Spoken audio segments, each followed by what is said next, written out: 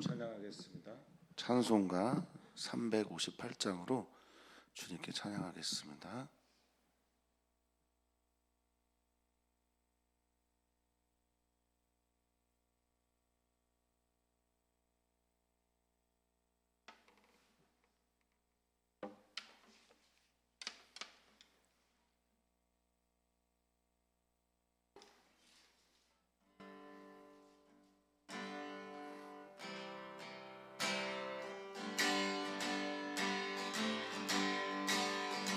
주의 진리 위에 십자가 군그 하늘 높이 들고서 주의 군사 되어 용맹스럽게 찬송하며 나가세 나가세 나가세 주 예수만을 위하여 목숨까지도 바치고 싸움터로 나가세 원수들이 비록 강할지라도 주의 군기 붙잡고 주의 진리 위에 용기 다하여 분발하여 싸우세 나가세 나가세 주 예수만을 위하여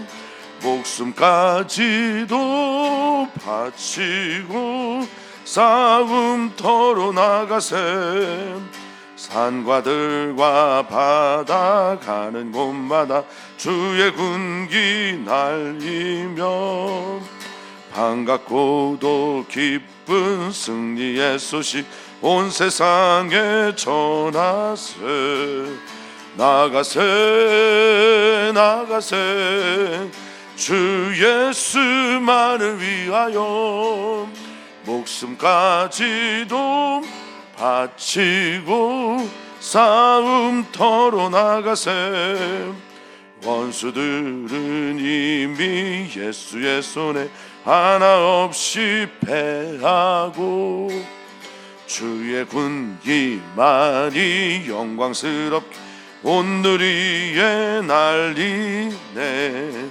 나가세 나가세 주 예수만을 위하여 목숨까지도 바치고 싸움터로 나가세. 아멘. 하나님, 그리스도인으로 살면서 영적 싸움이 없을 수가 없으니 모든 승리 주님께서 이미 거두신 것이고 또 우리로 그 걸음을 걸으며 이기게 하실 주님을 기대하며 오늘의 모든 싸움에서 승리하는 우리 성도들 되게 하여 주시옵소서. 영적 싸움의 승리가 다름 아닌 예수님의 길을 걸어가는 것임을 기억하면서 세상의 승리가 아닌 성경적 승리, 예수님과 비슷한 승리, 예수님 닮은 승리 우리 모두가 이루어가게 하여 주시옵소서.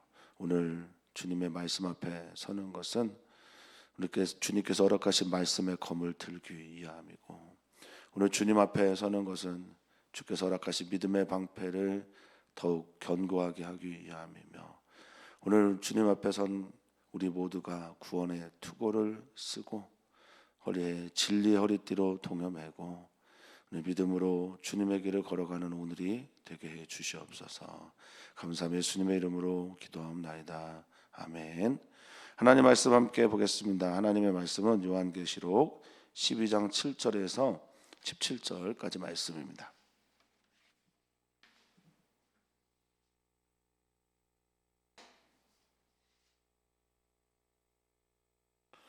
요한계시록 12장 7절에서 17절까지 말씀 한 목소리로 읽겠습니다.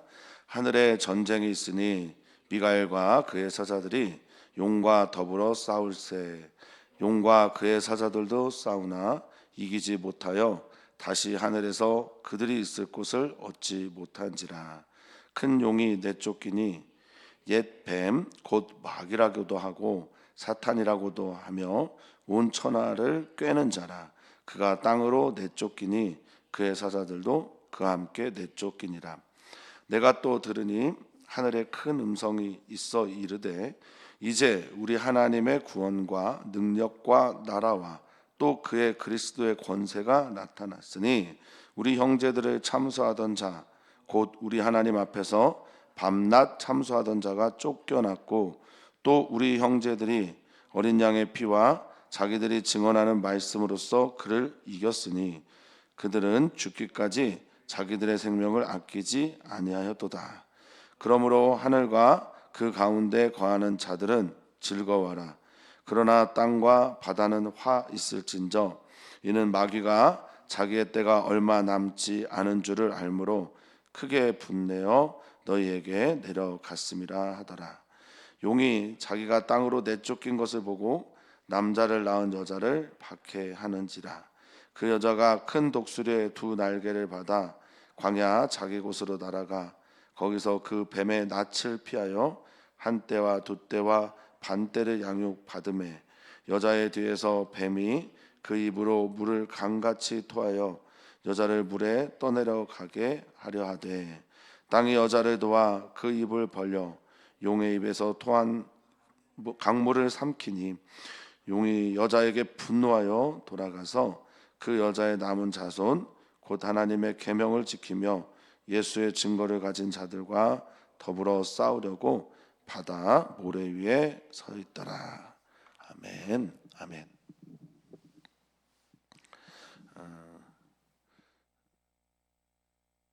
모든 본문이 사실 요한계시록 어렵습니다만 12장은 전부 다 환상으로 기록되어 있는 본문이기에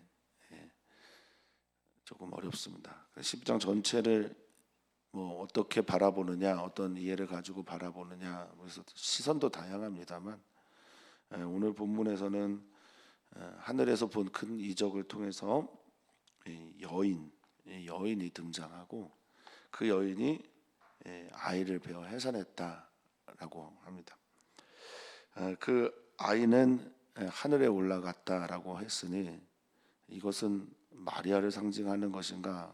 그런데 그렇지도 또 않은 것은 이 여인이 전통적인 해석은 교회 전체를 말하기도 한다라고 하기 때문에 그렇습니다. 그래서 이 여인이 중심이 돼서 이 여인을 공격하는 지금 땅에서 그 여인을 공격하는 무리들의 실체가 뭔지를 밝히는 게 오늘 본문이라고 보시면 되겠습니다. 여인이 아들을 낳았다라고 하는 이 본문 때문에 마리아라고 생각하는 이도 있는데 그렇지 않다라고 보시면 될 것 같은데 이 여인이 낳은 아들은 결국 다시 오실 예수 그리스도가 아닐까 이렇게 이해를 하시는 게 제일 좋겠다. 왜냐하면 여자가 교회 전체를 상징한다고 말을 하니 그렇습니다. 또한 하나님과 대적하는 근데 대적해봐야 게임도 안 되는 무리가 등장하는데 사탄과 그의 추종자들이고요. 4절에 보면은 우리가 오늘 읽지를 못했지만 하늘의 별 3분의 1을 끌어다가라고 땅에 던진다라고 했던 그 하늘의 3분의 1의 별들이 사탄을 추종하는 천사들. 그래서 에베소 6장에 등장하는 하늘의 공중권세 잡은 자들에 대한 이야기를 할 때 바로 사용된 거 아닌가라고 여기고 있습니다. 자, 오늘 본문은 그렇습니다. 여자가 그 용을 피해서 도망가고 있는데 그리고 양육받기 위해서 이 땅 가운데서 3년 반입니다.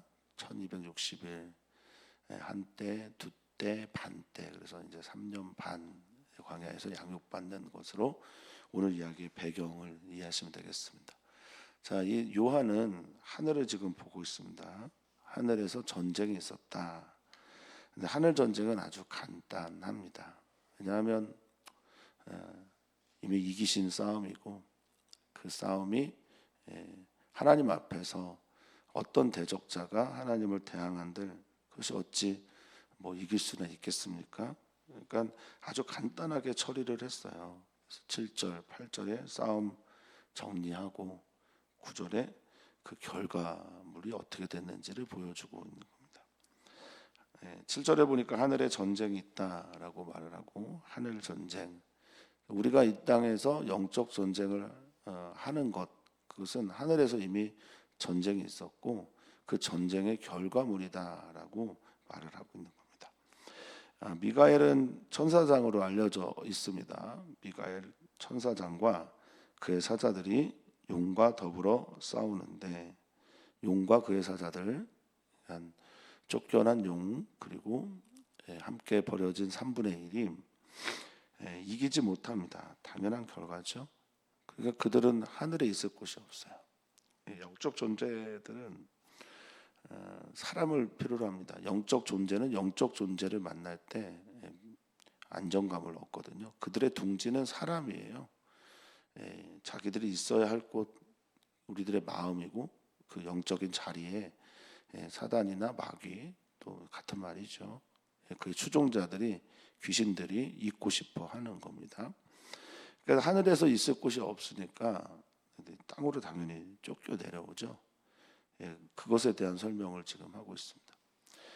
큰 용이 내쫓겼다. 내가 본 환상을 보니 큰 용인데 그가 내쫓겼어요. 내던지쳤어요. 내동댕이 쳐졌는데 그의 이름을 보니까 옛날에 그 뱀이에요. 그 뱀은 창세기 3장에 나오는 바로 그 뱀을 말합니다. 그러니까 그때부터 있었던 이야기를 다시 되돌아간 거죠. 요한계시록 이해할 때 너무 미래적으로 이해도 안 되는 일들이 있고, 또 과거에 있었던 것만으로 해석해도 또 안 되는 것도 있습니다. 지금 이거는 과거에 있었던 이야기들을 설명해 주는 겁니다. 옛날의 그 뱀, 그리고 그 마귀, 그리고 그의 이름은 또한 뭐라고도 불리냐면 사탄으로도 불린다라는 겁니다. 그러니까 마귀라고 썼던 디아블로스라고 하는 헬라어는 중상모략하는 자라는 뜻을 가지고 있고, 디아블로스라고 하는 이름 뜻 안에는 분리시키는 자, 이간제시키는 자라는 뜻이 있습니다. 그러면 이게 뭐죠? 디아블로스라고 하는 이 의미는 하나님과 사람 사이를 어떻게 하는 자가 마귀냐? 분리시키고 이간제시키는 자가 마귀라는 겁니다. 근데 그의 이름이 구약 전통에서는 사탄이라고 불렸습니다. 사타나스라고 하는 헬라어로 썼지만 사탄은 대적자라는 뜻의 이름을 가지고 있고, 또 하나는 계속해서 모함하고 참소하는 자. 그래서 욥기에 등장한 그 사탄을 이해하시면 이들의 사탄 이해가 어떤지 아실 겁니다. 하나님 앞에서 욥을 참소하죠. 그래서 그 사람을 넘어뜨리고 하나님과 분리시키려고 하는 거예요. 그래서 이는 온 천하를 꿰는 자다라고 말을 하고 있습니다. 꿰다라고는 유혹하는 거죠. 유혹해서 뭘 하려고 하는 걸까요? 유혹해서 그들을 이 길에서 벗어나게 하는 겁니다. 다른 길로 가게 하는 거예요. 방황하게 하기도 하고 또 유혹하기도 하지만 결과적으로는 그들은 이 길에서 벗어나게 하는 겁니다. 다른 길로 가게 하는 일을 그들이 하려고 내려왔다라고 말을 하고 있습니다. 다른 길을 가다, 이게 바로 죄의 기본적인 뜻이죠. 하나님께서 원래 목적하신 그 목적에서 벗어나는 것, 그 죄와 유혹과 그리고 꿰는 것은 굉장히 밀접한 관계가 있습니다. 사단은 지금도 우는 사자처럼 지금 산길자를 찾고 있다고 베드로 사도는 말하지 않습니까? 지금도 유혹하고 있어요. 그가 땅으로 내쫓겼는데 그의 사자들도 함께 내쫓겼다라고 말합니다. 이 내쫓기다라는 단어가 만약에 더 거친 언어가 있었으면 아마 더 거친 단어를 표현하지 않았을까 싶습니다. 근데 뭐 내동댕이 쳐졌다 정도로 이해하시면 되겠습니다. 자, 그런 이제 하늘에서 전쟁이 끝나자마자 어떤 일이 일어나냐? 요한계시록에서는 예배가 굉장히 중요합니다. 요한계시록 안에서 예배는 곳곳에 모든 이야기들을 이어가는 핵심적인 어떤 주제입니다. 10절에 보니까 뭐가 나오냐면 찬양이 나오는 거예요. 그 일이 일어나는 것을 보고 나서 그 이후에 내가 들으니 하늘에 큰 음성이 있습니다. 근데 그 음성의 내용이 뭐냐면 이제 우리 하나님의 구원과 능력과 나라와 또 그의 그리스도의 권세가 나타났으니 우리 형제들을 참수하던 자 곧 우리 하나님 앞에서 밤낮 참수하던 자가 쫓겨났고 그 이어서 이제 찬양이 계속 나옵니다. 자, 이것은 하나님의 구원과 또 능력과 나라가 이루어진 겁니다.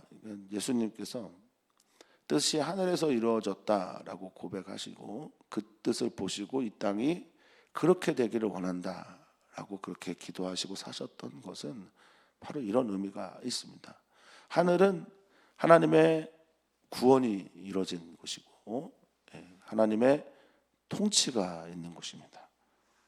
그리고 하나님의 능력이 드러나는 것이며 그리스도께서도 이제 가장 그분이 하시는 첫 번째 사역은 구원이잖아요. 그 구원의 권세가 하늘은 나타났어요. 그러니까 찬양이 막 울려나는 겁니다. 사랑하는 성도님들이 영적 싸움에서 승리하셨다라고 하는 증거는 예배와 찬양입니다.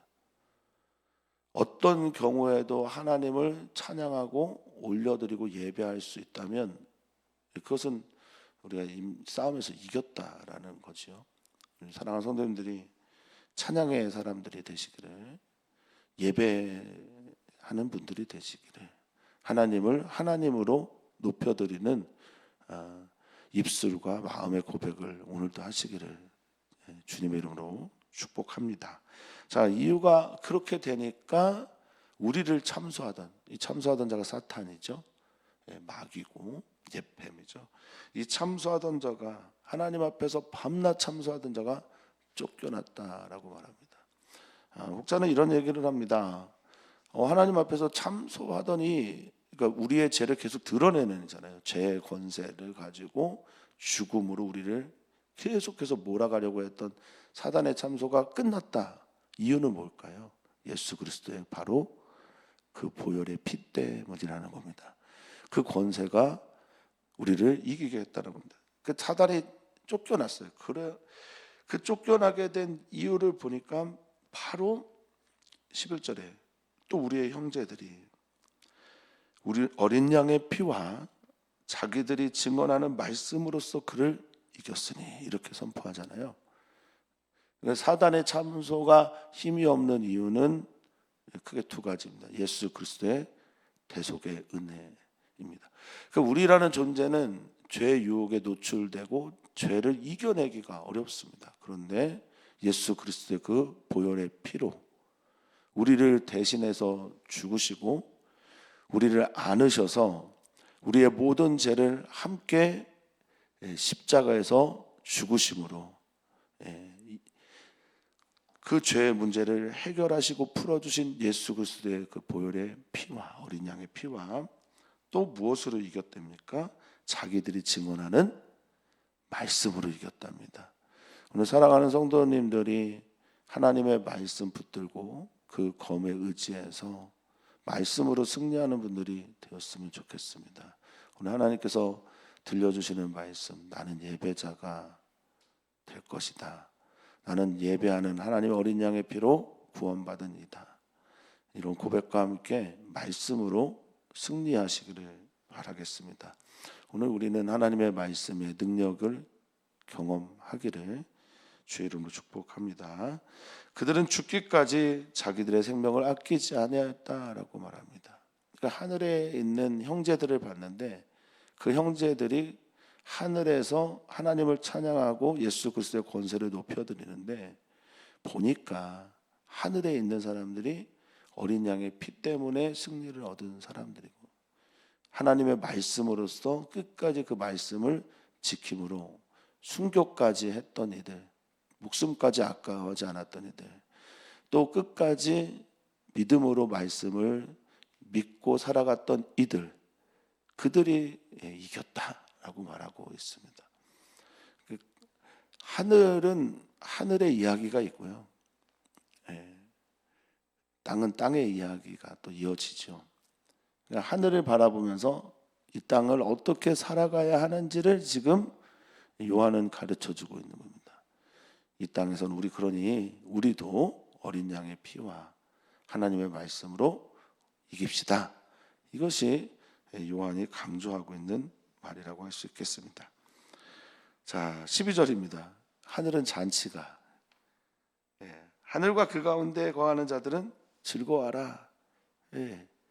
거기는 끝났으니까 죽음 이후에 천국에 올라가 하나님과 함께 그곳에서 예배하는 이들은 즐거워해도 됩니다. 그런데 땅과 바다, 이 땅을 살아가는 사람들은, 또 바다에 있는 이들은 바다의 권세에 사로잡혔다라고 하는 게 좀 더 나을 수 있겠습니다만, 바다의 다스림을 경험하고 있는 모든 이들은 화가 있다라고 말합니다. 왜요? 이유가 뭡니까? 이제 마귀가 자기의 때가 얼마 남지 않은 줄 알므로, 그러니까 자기의 시간이 얼마 안 남은 걸 알았어요. 그래서 어떻게 하냐? 크게 분내어 내려가 땅에 있는 교회와 또 땅에 있는 우리들을 박해하고 핍박할 것이다 라고 말을 합니다. 교회가 소위 말하는 이제 크리스텐덤이라고 하는 기독교 왕국, 또 기독교 영향력 아래에 있는 그런 것들을 얼마나 길게 했었겠습니까? 교회는 대체로 역사에서 핍박받았던 게 사실입니다. 마귀가 자기의 때가 얼마 남지 않았다, 어떤 느낌으로 이것을 기록했을까 생각해 보면 초조하고 불안하고, 그리고 때가 얼마 남지 않았으니 뭐 할 것 같습니까? 집중할 겁니다. 자기가 할 일에 대해서, 세상을 꿰는 일에 대해서 집중할 겁니다. 그래서 여기 크게 분내어라고 하는 헬라어가 디모스인데요. 이거는 화가 나다라는 뜻도 있습니다만, 그 뜻보다는 여기서는 열정을 다해 이런 겁니다. 디모스가 열정이란 말입니다. 그러니까 아주 집중하겠다는 거예요. 열정을 다하고 그것에 최선을 다하겠다. 욕망을 드러낸 겁니다. 자, 13절입니다. 용이 자기가 땅으로 내쫓긴 것을 보고, 여기 보고는 보고이지만 알다라는 것을 이해하는 게 더 원어적으로 가깝습니다. 그래서 용이 자기가 땅으로 내쫓긴 것을 알고, 나 땅에 내려갔구나, 완전히 내동댕이 쳐갔구나, 난 졌구나, 게임 끝났구나, 그랬더니 땅에 남아있는 아들은, 남자는 오늘 승천했어요.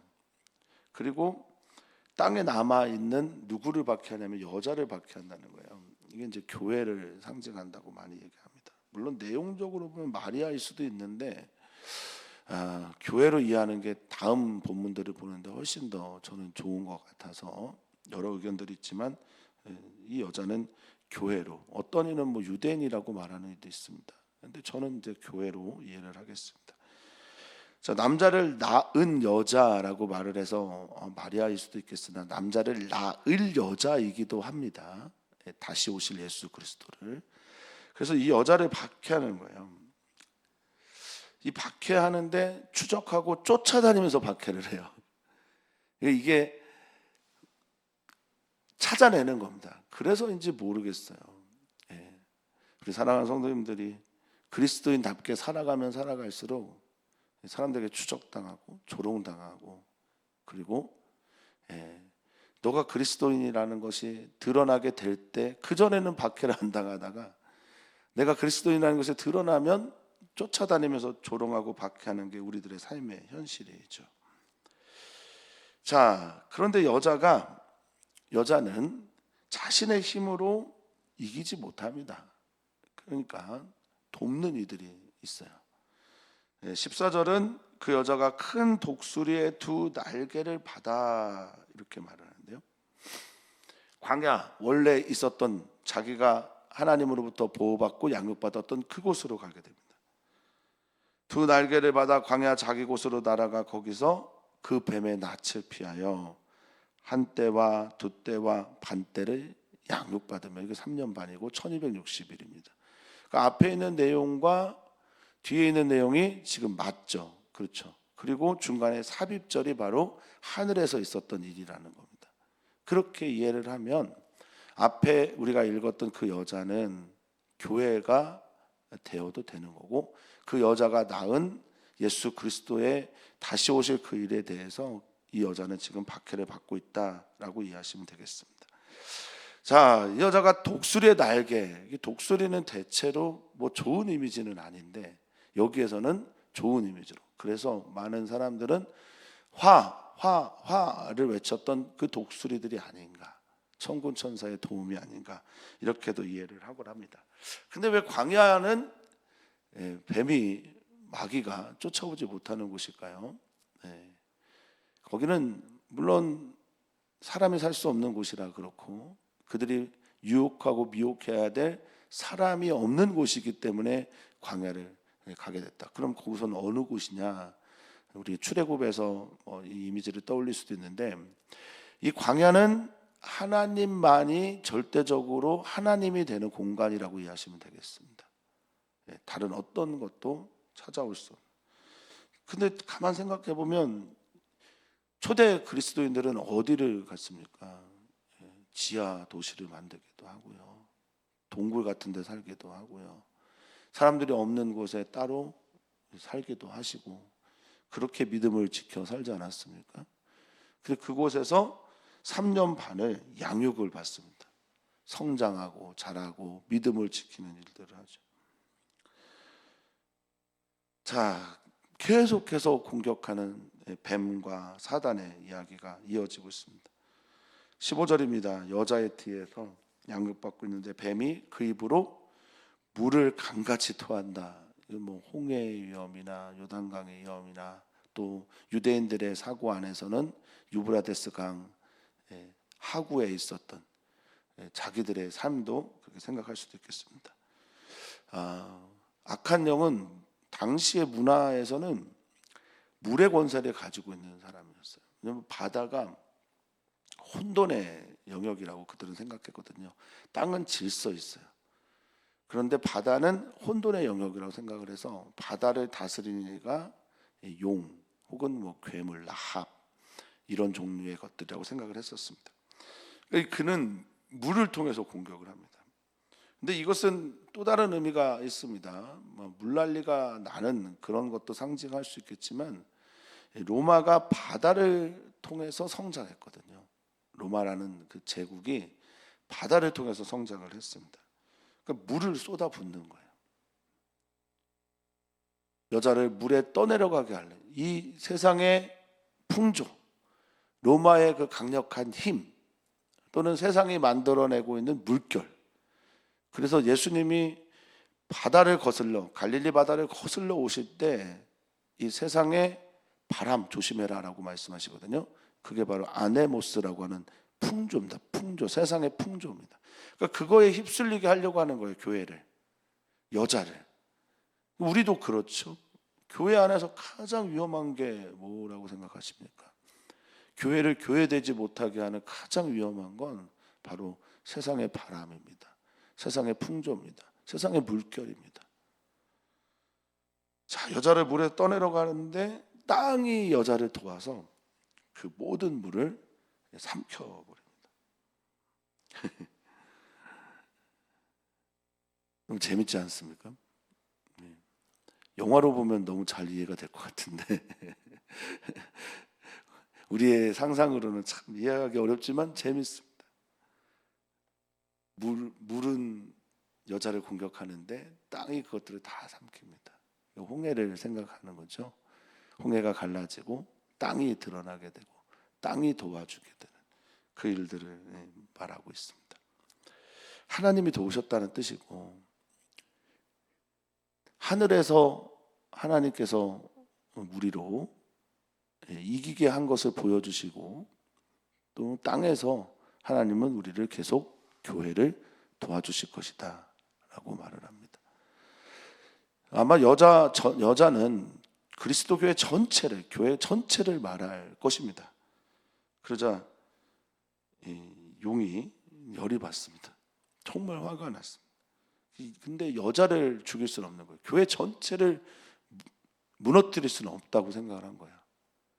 그래서 국지전을, 개교회를 공격하기로 마음먹은 듯합니다. 그 여자의 남은 자손, 교회가 교회를 낳았죠. 여자의 남은 자손 곧 하나님의 계명을 지키며 예수의 증거를 가진 자들과 더불어 싸우려고 바다 모래 위에 서 있다라고 말합니다. 그러니까 용은 바다를 배경으로 서 있습니다. 그 로마 제국일 가능성이 매우 높겠죠. 바다를 중심으로 성장했다. 그런데 그가 싸워 이기려고, 좀 박해하려고, 공격하려고 하는 대상이 아주 분명합니다.